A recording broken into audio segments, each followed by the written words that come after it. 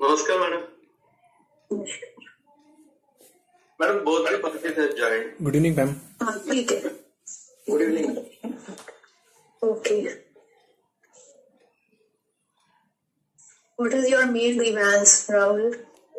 My name is Jain Rahul Kumar.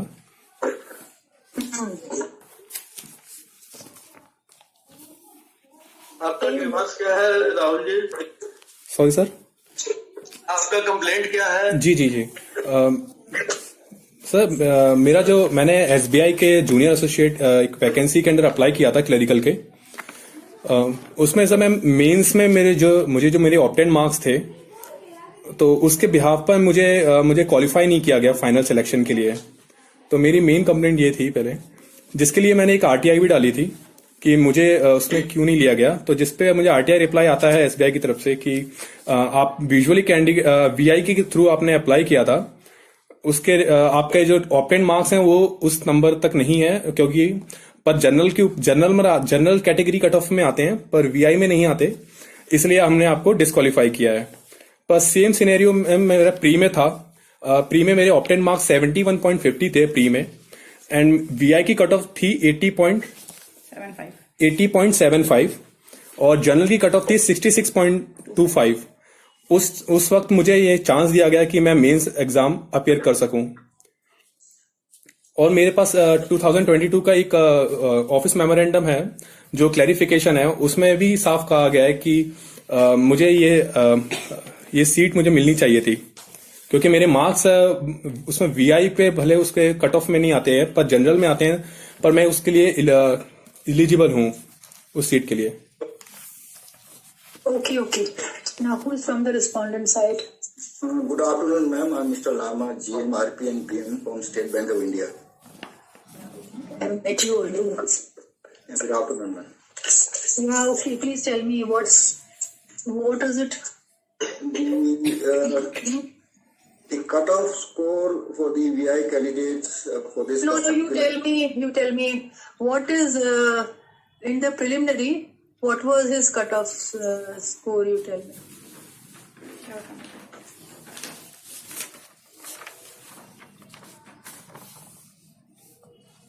Can I show? Yeah. No, I will take it from him. You keep down.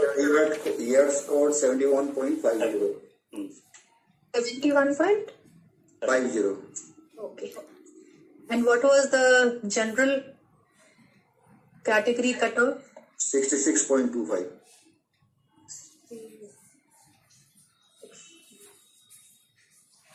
So as per the bank, he passed the preliminary, right? Right, ma'am. Means, what was his cutoff? In the mains, ma'am, the cutoff was 88. The cutoff was 98.25 for VI. Okay, 98. Yes. 98. 0.25. Yes, ma'am. Oh. And for the general, it was 88.25.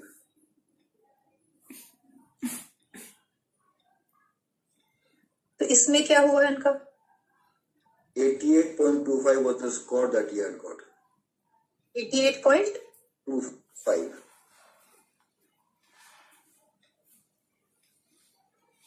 और preliminary में क्या score था इनका? इनका score था 71.50. और क्या cut off था वीआई का? इसमें VI का कट ऑफ था 80.75. 80. Yes.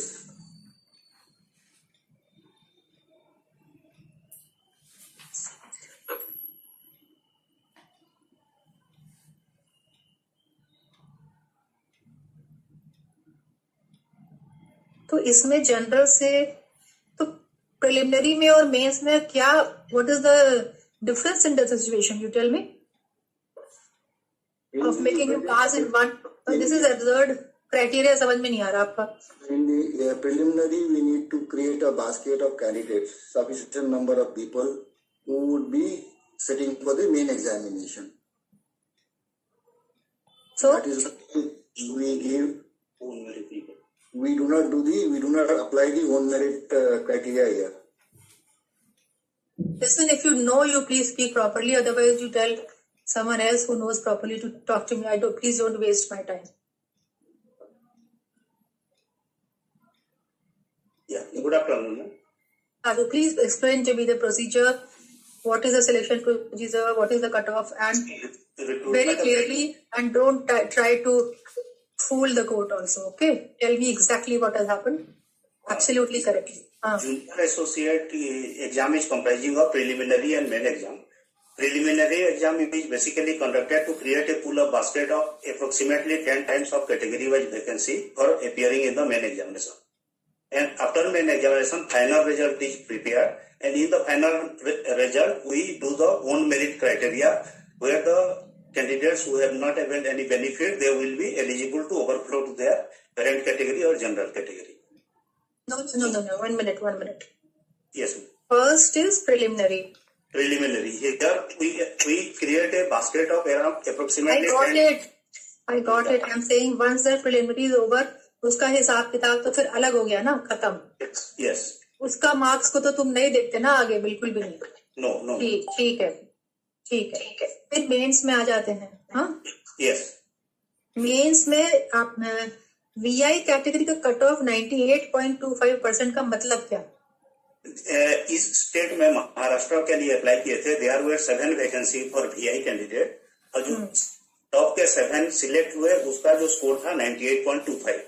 तो accordingly 7 candidate all seven had 98.25. नहीं एंड और more last selected is having 98.25. और ये जो है 88.25 जनरल में, मतलब जो लास्ट सिलेक्टेड है उसका 88.25 as per the vacancies. Yes.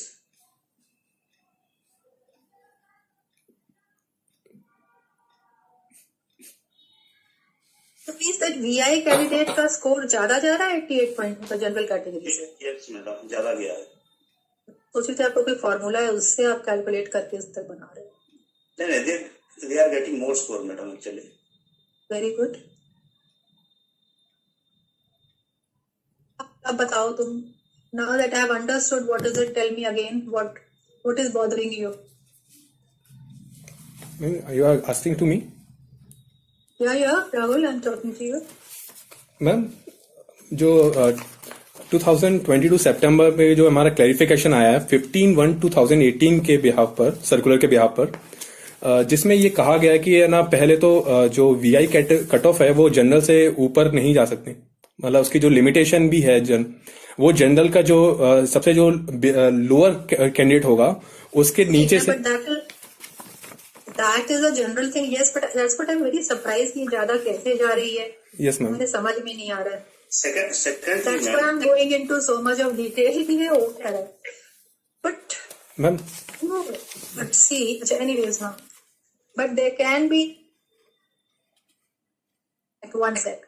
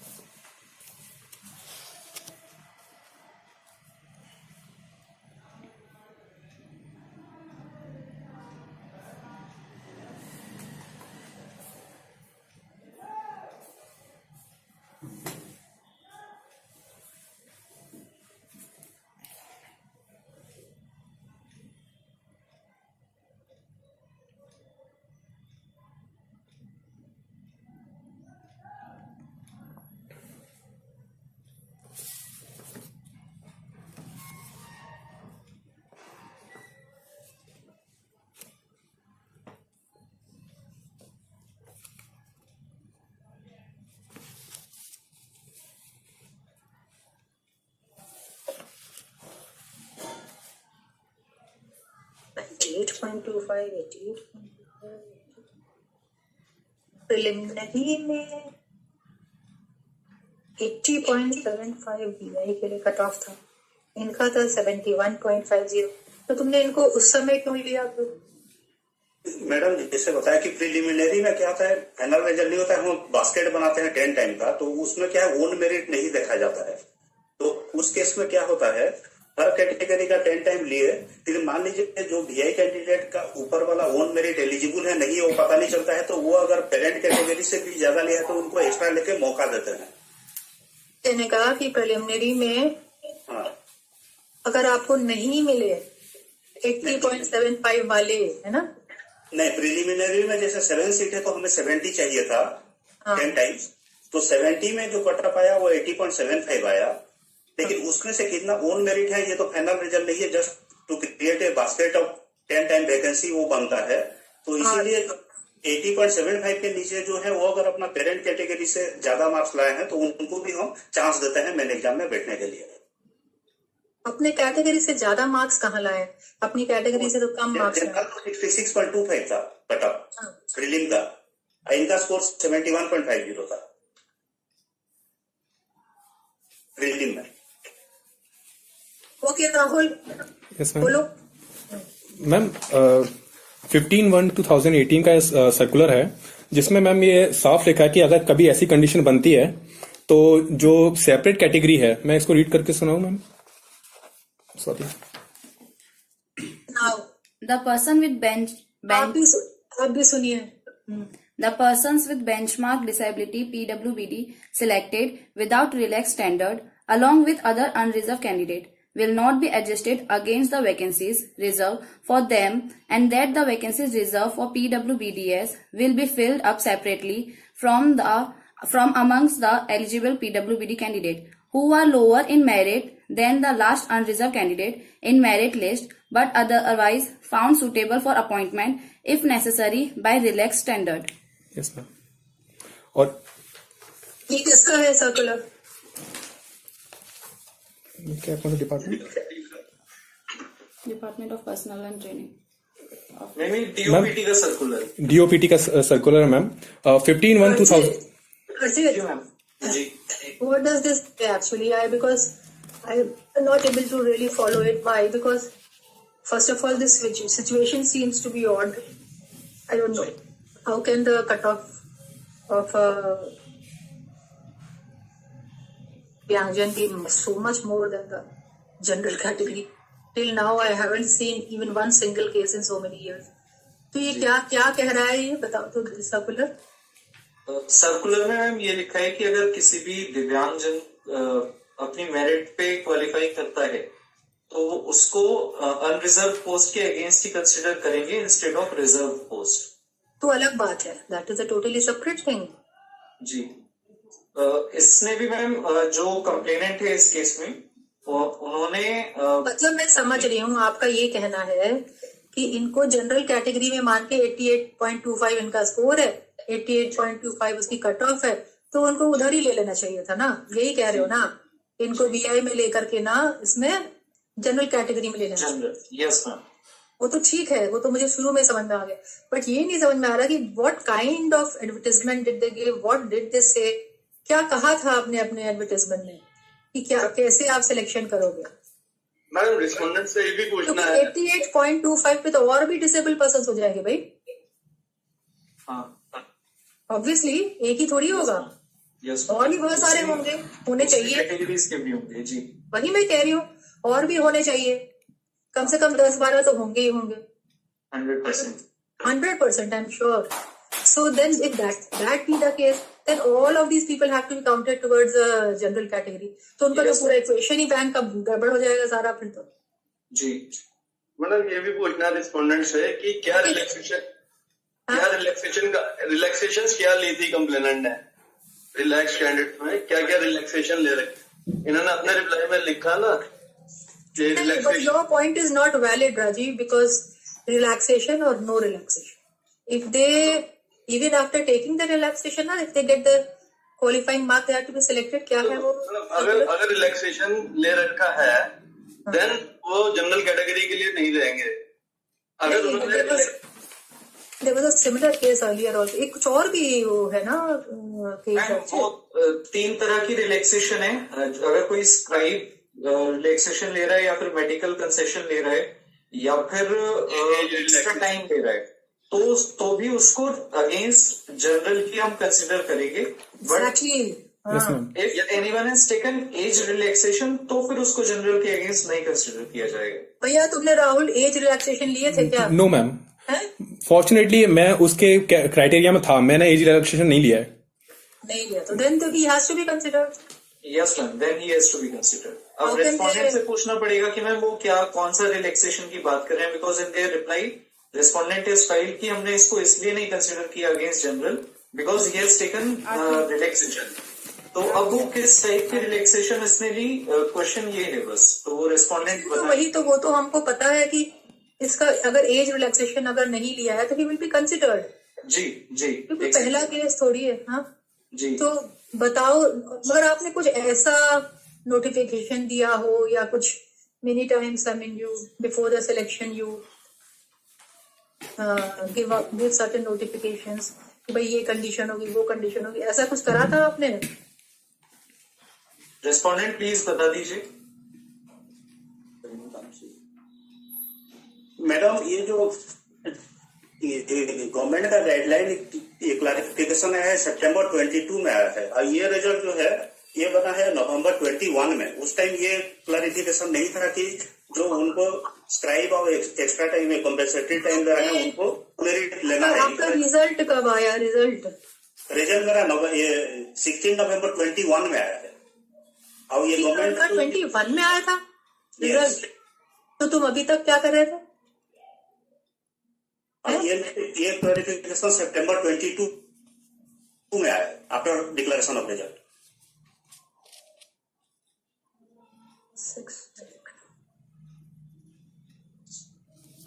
21 में रिजल्ट आया, उसके बाद क्या हुआ? कोई आपके इंटरव्यूज भी होते हैं एसबीआई में? नहीं, वो final selection ma'am waiting list आती है, वो 1 साल तक आती रहती है, जो कि लास्ट क्या वेट लिस्ट आती है? क्या लिस्ट आती है? Ma'am, 1 minute. हाँ? एसबीआई जूनियर एसोसिएट की फाइनल रिजल्ट के बाद 3 वेटिंग लिस्ट आती हैं हर 4 महीने के गैप में। पहली वेटिंग लिस्ट आई थी 5 मई 2022 में, और सेकंड वेटिंग लिस्ट आई थी 1 अगस्त 2022, एंड सेकंड वेटिंग लिस्ट आई थी 15 अक्टूबर 2022। ये 3 वेटिंग लिस्ट है। तीनों वेटिंग लिस्ट में ये तो उसके बाद भी है, उसके बाद भी है ना वेटिंग लिस्ट, और उस पर आते रहे। No, but you see, the point which he's trying to make is that the circular which we are talking about is after the declaration of all these results, waiting list 3 or whatever. Yes, ma'am. And when they would have prepared their waiting list 1, waiting list 2, that would be as per the criteria which they followed overall. I mean, for everyone, not only for you. And that excluded this particular circular because it was not there at all. So now to say that they should account for this, I mean, I would be very happy to do that because so many of my Divyanjan candidates will benefit, but that cannot be done. That cannot be done.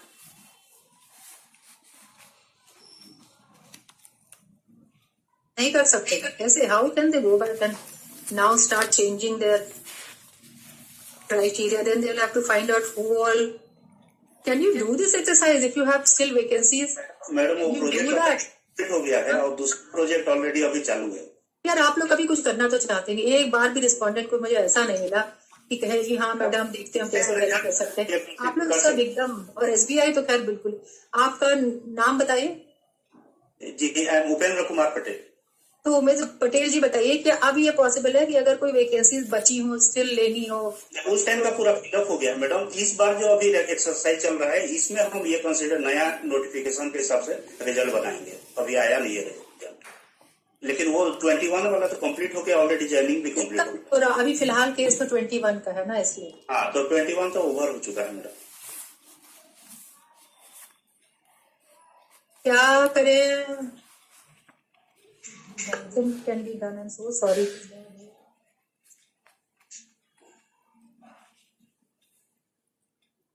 तुमने इस बार exam दिया है? Sorry ma'am, नहीं ma'am, इस बार मैंने exam नहीं दिया था। मतलब मैंने फिल किया था फॉर्म, पर मेरा राइटर ना उस टाइम पे नहीं हो पाया था। मैं सेंटर के बाहर खड़ा रहा, पर ना वो नहीं हो पाया मेरे साथ। क्या? मैम मैंने एसबीआई का हमने फिल किया था फॉर्म, पर वो राइटर की वजह मैम राइटर वो अवेलेबल नहीं हो पाए, तो उस टाइम पे मैं अब अंदर नहीं जा पाया प्री एग्जाम देने।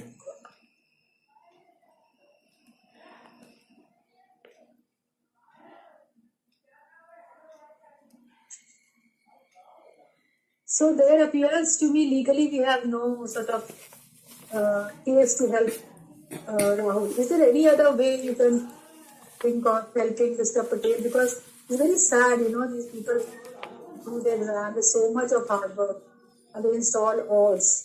But then even he's got a good merit also, but still he is not able to. Anyways, अच्छा ये बताओ पटेल जी कि ये इतना हाई मेरिट कैसे गया ये VI category? Regularly no VI candidates. ये तो यूजुअली पहले हाई ही रहता है मैडम। कहाँ रहता है? हम लोग को तो कभी नहीं देखा ऐसा है। Year on year, we are finding that the VI candidates are scoring higher cutoff than the general candidate. That matter also we are seriously looking into it. That how So it is, seriously looking into it with what purpose? with the purpose of seeing that how we are able to score much higher than the general candidate. Generally, it is said that the general candidates score higher than any other. That is not the case with the other LD or HI candidate. Candidate only VI पे ज्यादा आ रहा है। Because VI में वो writer में भी writer से नहीं होता है।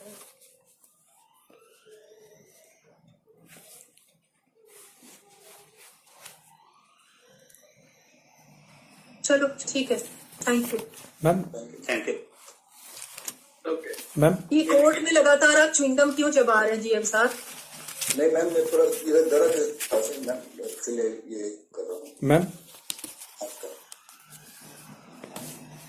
ठीक है, थैंक यू।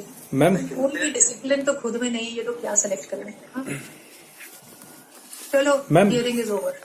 हाँ मैम हाँ बेटा, आपने जैसे कहा कि जैसे 2022 में जो क्लैरिफिकेशन आया था, पर मैम वो जो भी क्लैरिफिकेशन है उसके मेन पॉइंट्स तो 17/5/2018 एंड 15/1/2018 के उसमें ऑलरेडी सब चीज थी मैम, जिसमें ये सारी चीजें क्या हैं। मतलब? ये What? जो मेरिट का 15/1/2018 का जो आया था मैम, तो उसमें तो मैम ये उस टाइम भी ये था कि है ना, ये वीआई का कट ऑफ ऊपर नहीं, उसका जो जनरल का जो लोअर कैंडिडेट होगा उसके नीचे ही डिसाइड होगा। नहीं, that is a different issue. वो तो मुझे पता है, जी that is not the issue. I know now what I am doing. Thank you. No thank you बेटा, sorry again appear. Okay ma'am. Okay Okay. Hearing is closed. Thank you ma'am. Thank you.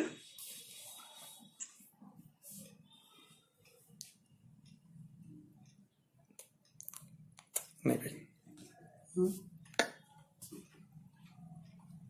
तो बेकार तो सुन के चली गई बस, कुछ मैंने निर्णय तो दो ही नहीं। अब आ जाएगा। नहीं होएगा, नहीं होएगा।